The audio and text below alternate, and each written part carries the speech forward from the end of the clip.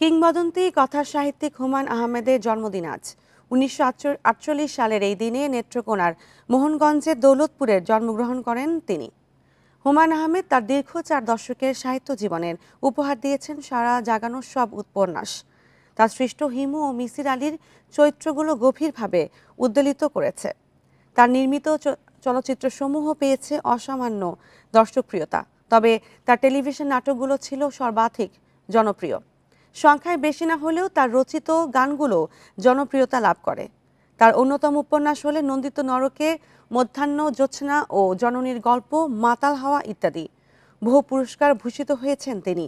তার মধ্যে ২১ পদক, বাংলা একাডেমি পুরস্কার, হুমায়ুন কাদির স্মৃতি পুরস্কার, লেখক শিবির পুরস্কার, মাইকেল মধুসূদন দত্ত পুরস্কার, জাতীয় চলচ্চিত্র পুরস্কার উল্লেখযোগ্য।